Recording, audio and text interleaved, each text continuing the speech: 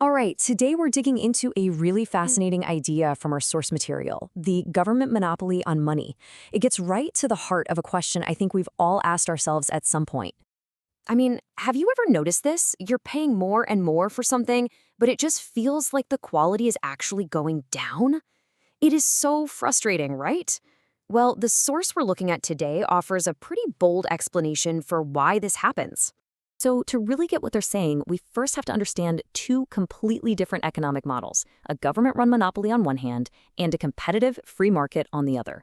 And as you're about to see, the difference between them is like night and day. Okay, let's break this down. On one side, you've got the monopoly.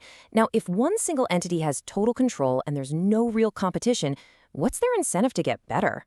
Not a whole lot, right? So prices can start to creep up and quality can start to slide down. But then you've got the free market. This is all about competition. Different companies are fighting for your business, and that forces them to innovate, to improve, and to offer better products at lower prices. If they don't, well, they'll just get left behind. And this isn't just some abstract theory from a textbook. The source we're pulling from argues that this exact dynamic plays out in essential services we rely on every single day. So let's dive into some real-world examples to see exactly what they're talking about. First up is a big one, education. The argument here is that the education system often acts a lot like a monopoly. Costs just seem to keep going up and up, year after year.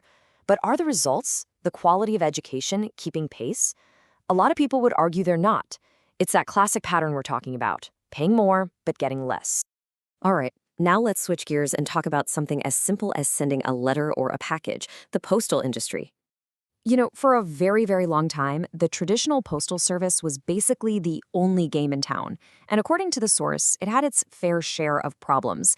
Things just weren't as fast or as reliable as what we've all come to expect today. But then, everything changed. A private company, FedEx, burst onto the scene. And all of a sudden, there was competition. That competition forced everyone to step up their game, and it created a whole new standard for speed and service. Okay, for our final example, let's talk about something I'm sure almost all of us have dealt with, the good old taxi industry. For decades, this was a classic, heavily regulated system with very limited competition. And in a lot of cities, trying to get a cab could be a real hassle, couldn't it? It was often expensive, and the service, well, let's just say it wasn't always a five-star experience. And then, along came a disruptor like Uber. They just completely turned the old model on its head. The source argues that by introducing some serious competition, they offered a better, more convenient service. It's just another example of how competition can shake things up for us, the consumers. So we've seen this pattern now, right? In education, in mail, in transportation. Competition seems to drive improvement. So now, our source asks us to take this exact same logic and apply it to what might be the biggest monopoly of all. So if we follow this line of thinking, what's the one government monopoly that touches absolutely everything we do? Every purchase we make, every dollar we save? What is the biggest one out there?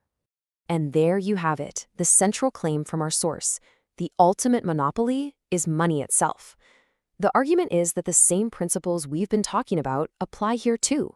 When one single entity has total control over issuing a currency, there's a risk that its quality will decline over time.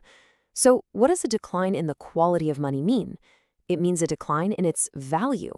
In other words, your money just doesn't buy as much as it used to. And this all builds to a final, really powerful takeaway from the source material. This quote really sums it all up. The argument projects this pattern into the future. It says if government-controlled money is a bad product, meaning it consistently loses value, then it's only a matter of time before the free market creates a better alternative, just like it did with FedEx and Uber. So, we'll leave you with this final thought, which is really the heart of the whole idea. We've seen how competition can be a powerful force for improvement. It drives innovation and gives us better value. So, if we accept that, then the question becomes unavoidable.